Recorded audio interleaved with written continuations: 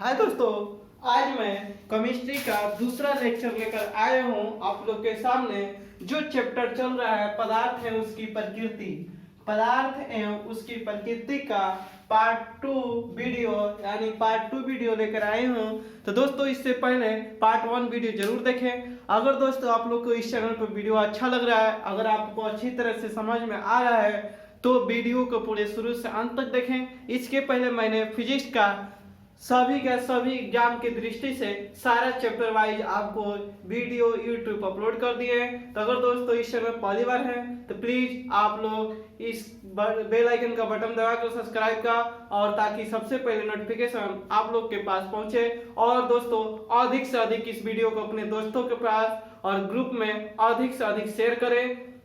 तब बात करते हैं अपने टॉपिक पर कि जो पदार्थ है उसकी प्रकृति का जो दूसरा पार्ट वीडियो है उसका हम देखते हैं। तो क्वेश्चन सीधा आपसे बन के आएगा एग्जाम में कि भूपटल, भूपटल कहीं पर लिखा रहेगा या भूपरपट्टी, भूपटल या भूपरपट्टी लिखा रहेगा।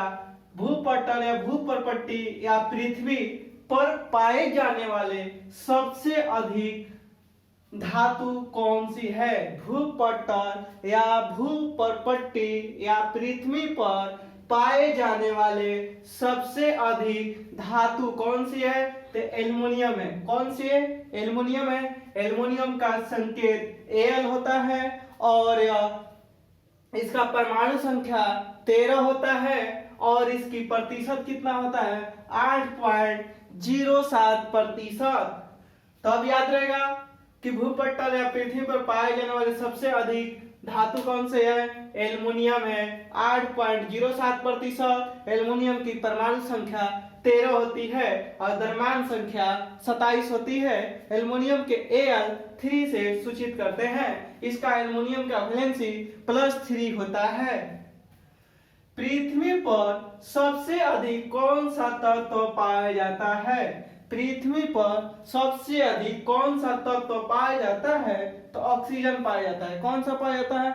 ऑक्सीजन। ऑक्सीजन का संकेत O2 होता है और इसकी द्रव्यमान संख्या 16 होता है, जबकि परमाणु संख्या 8 होता है और ये कितना 46.71%, जो कि पृथ्वी यानी भूपरपट्टी या भूपटल पर पाए जाने वाले तत्व हैं सबसे अधिक।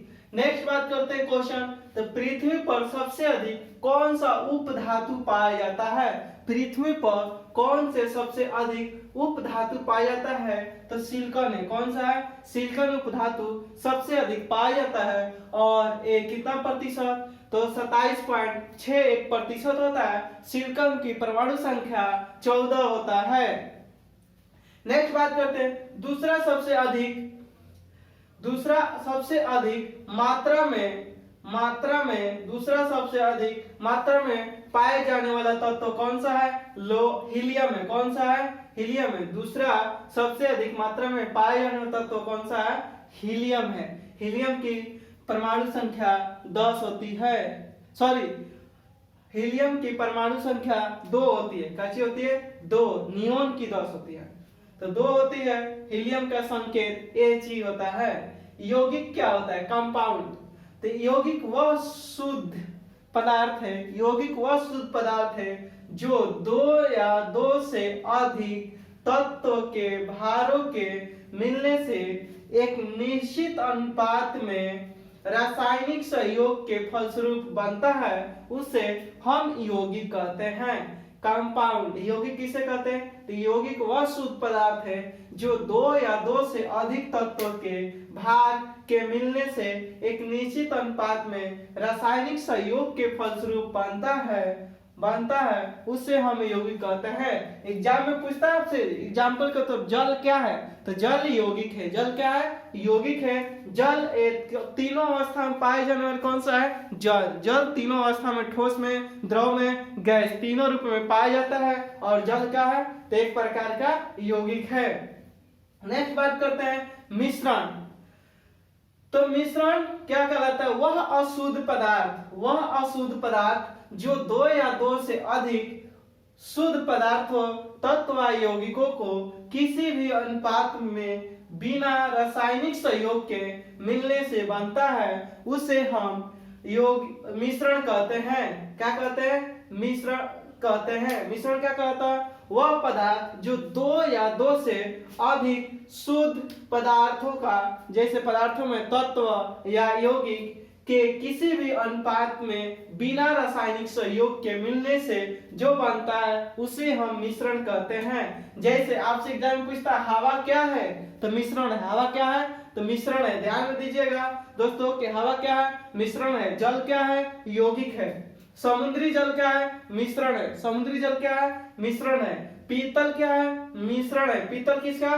तो पिताजी। तांबा और जस्ता का मिश्र धातु का बनता है पीतल। और सबसे अधिक पीतल का बर्तन कहाँ बनाया जाता है? तो मिर्जापुर। नेक्स्ट बात करते हैं समांगी मिश्रण। समांगी मिश्रण क्या कहलाता है कि चीनी या नमक का जलीय विलयन, चीनी या नमक का जलीय विलयन क्या होता है? समांगी मिश्रण होता है। जैसे हवा, हवा क्या है? तो समांगी मिश्रण है। जैसे आपसे पूछेगा हवा क्या है, मिश्रण ऑप्शन दिया है तो सही है, लेकिन उसमें दे देगा समांगी मिश्रण, विषमांगी मिश्रण, इस तरह करके ऑप्शन देगा, या ए एंड बी और नॉन ऑफ दिस। तो क्या होगा? हवा समांगी मिश्रण है। क्या चीज है? समांगी मिश्रण। अब नेक्स्ट बात करते हैं विषमांगी मिश्रण क्या होता है। जैसे आपसे पूछेगा कुहासा, जाड़े के दिन में देखते हैं कुहासा पड़ता है, तो क्या चीज है? तो विषमांगी मिश्रण है कुहासा। बारूद, बारूद कौन सा है? समांगी मिश्रण है कि विषमांगी मिश्रण? तो विषमांगी मिश्रण है। लेकिन पूछ देगा, अगर ये सब नहीं देगा तो बारूद क्या है? मिश्रण है। कुहासा क्या है? मिश्रण है। चीनी क्या है? चीनी या नमक का जलीय विलयन मिश्रण है। लेकिन चीनी या नमक का जलीय विलयन कौन सा मिश्रण है? तो समांगी मिश्रण है। हवा क्या है? मिश्रण है। कौन सा मिश्रण है? समांगी मिश्रण है। जबकि बारूद और कुहासा कौन सा मिश्रण है? तो विषमांगी मिश्रण है।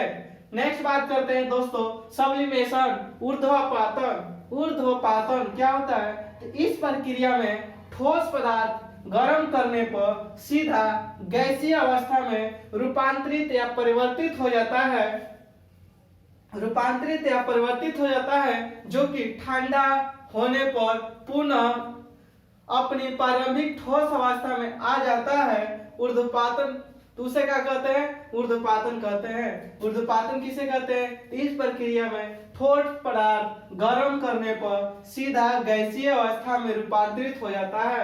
वैसे पदार्थ जिसे ठोस पदार्थ को गर्म करने पर सीधा किस अवस्था में बदलता है? गैसीय अवस्था में बदलता है, उसे रूपांतरित हो जाता है, जो कि ठंडा होने पर पुनः अपनी प्रारंभिक अवस्था में आ जाता है, उसे ही हम ऊर्ध्वपातन कहते हैं। जैसे आपसे एग्जांपल क्वेश्चन सीधा पूछता है कपूर क्या है? तो ऊर्ध्वपातन है। या ऊर्ध्वपातन विधि से अलग किया जा सकता है। कपूर को किस विधि से अलग करते हैं? तो ऊर्ध्वपातन विधि से अलग करते हैं। जैसे नेपथिलीन, अमोनियम क्लोराइड, अमोनियम क्लोराइड क्या है? ऊर्ध्वपातन है। नेपथिलीन क्या है? ऊर्ध्वपातन है। कपूर क्या है? ऊर्ध्वपातन है। एंथासिन बेंजोइक अम्ल क्या है? ऊर्ध्वपातन है। अब बात करते हैं दोस्तों आसवन विधि। आसवन विधि क्या होता है? जब दो द्रवों के क्वथनांकों में अंतर अधिक होता है उस मिश्रण को आसवन विधि से अलग करते हैं। आपसे एग्जाम में पूछता है क्वेश्चन कि जब दो द्रव्यों के क्वथनांकों का अंतर अधिक होगा तो उस मिश्रण को किस विधि से अलग करते हैं? तो आसवन विधि से अलग करते हैं। जब दो द्रव्यों के क्वथनांकों में अंतर अधिक होता है तो उस मिश्रण को आसवन विधि से अलग करते हैं।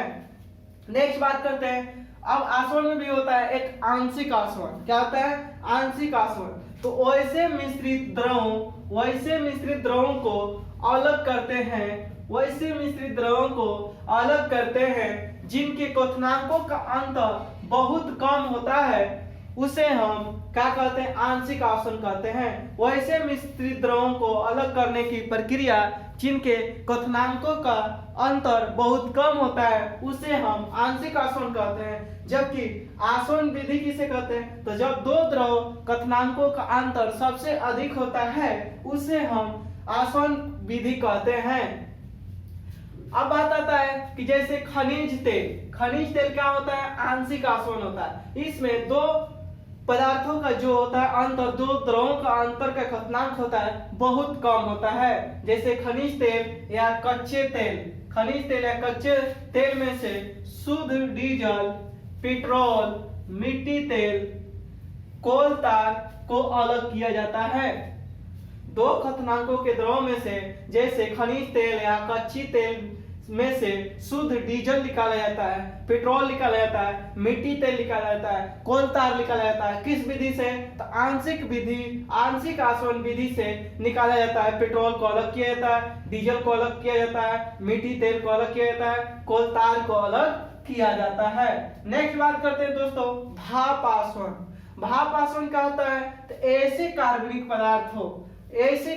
पदार्थों को शुद्धिकरण किया जाता है। ऐसे कार्बनिक पदार्थों को शुद्धिकरण किया जाता है जो जल में अघुलनशील परंतु वाष्प के साथ वाष्पशील होते हैं। भाप आसवन क्या कहलाता है? ऐसे कार्बनिक पदार्थ को शुद्धिकरण किया जाता है जो जल में अघुलनशील परंतु वाष्प के साथ वाष्पशील होते हैं। जैसे एसीटोन को कैसे अलग करते हैं दोस्तों? तो भाप आसवन से। मेथिल एल्कोहल को कैसे अलग करते हैं? भाप आसवन से। एस्टिल्डिहाइड को किसे अलग करते हैं? भाप आसवन से। शुद्धिकरण भाप आसवन द्वारा होता है। इन सब का जैसे एसीटोन, मेथिल एल्कोहलाइड, एसिल्डिहाइड किस विधि से अलग किया जाता है? तो शुद्धिकरण भाप आसवन द्वारा होता है। अब बात करते हैं हिमांक क्या होता है? तो हिमांक किसी विशेष दाब पर वह नियत ताप जिस पर कोई द्रव जमता है उसे हम हिमांक कहते हैं। हिमांक किसे कहते हैं? तो किसी विशेष दाब पर वह निश्चित ताप पर कोई द्रव जमता है उसे हिमांक कहते हैं। किसी विशेष दाब पर वह नियत ताप जो फिक्स ताप किया गया है जिस पर कोई द्रव जम जाता है उसे हम हिमांक कहते हैं। अब बात आता है कि पदार्थ का द्रव्यमाप और हिमांक क्या होता है? बराबर होता है, अधिक होता है, कमी होता है, इसमें कोई प्रभाव नहीं पड़ेगा, ऑप्शन दे देगा। तो पदार्थ का द्रव्यमाप और हिमांक क्या होता है? आपस में बराबर होता है। पदार्थ का द्रव्यमाप एवं हिमांक क्या होता है? आपस में बराबर होता है। जैसे बर्फ का द्रव्यमाप एवं हिमांक कितना डिग्री सेल्सियस होता है? तो 0 डिग्री सेल्सियस होता है। बर्फ का द्रव्यमाप और हिमांक कितने डिग्री सेल्सियस होता है? तो 0 डिग्री सेल्सियस होता है। अशुद्धियों की उपस्थिति में पदार्थ का हिमांक और द्रव्यमाप दोनों कम हो जाता है। आपसे पूछेगा कि अशुद्धियों की उपस्थिति में पदार्थ का हिमांक और द्रव्यमाप पे क्या प्रभाव पड़ता है? तो कम होता है, कम हो जाता है। नेक्स्ट बात करते हैं ढाला हुआ लोहा, बर्फ, एंटीमनी, बिस्मथ, पीतल गलने पर आयतन में सिकुड़ते हैं। आपसे पूछेगा ढाला हुआ लोहा जो गलाने पे आयतन पे क्या प्रभाव पड़ता है? सिकुड़ता है। बर्फ के गलाने पर के गलने पर क्या होता है? आयतन सिकुड़ता है। एंटीमनी, बिस्मथ, पीतल ये सब क्या होते हैं? सिकुड़ते हैं। अब बात करते हैं नेक्स्ट मुद्रण धातु। मुद्रण धातु क्या होता है? तो ऐसे पदार्थ के बने होते हैं जो जमने पर आयतन में बढ़ते हैं उसे हम मुद्रण धातु कहते हैं। वैसे पदार्थ के बने होते हैं जो जमने पर आयतन में बढ़ते हैं उसे हम मुद्रण धातु कहते हैं। नेक्स्ट बात करते हैं कि चांदी या सोने के सिक्के कभी ढाले नहीं जाते हैं, केवल मोहर लगाए जाते हैं। चांदी या जो सोने के सिक्के जो होते हैं उसको ढाले नहीं जाते हैं, उस पर केवल मोहर लगाया जाता है। बात करते हैं नेक्स्ट वाष्पीकरण का होता है। तो द्रव का वाष्प के रूप में परिवर्तित होने की प्रक्रिया ही वाष्पीकरण कहलाता है। द्रव का वाष्प के रूप में परिवर्तन होने की प्रक्रिया क्या कहलाता है? वाष्पीकरण कहलाता है।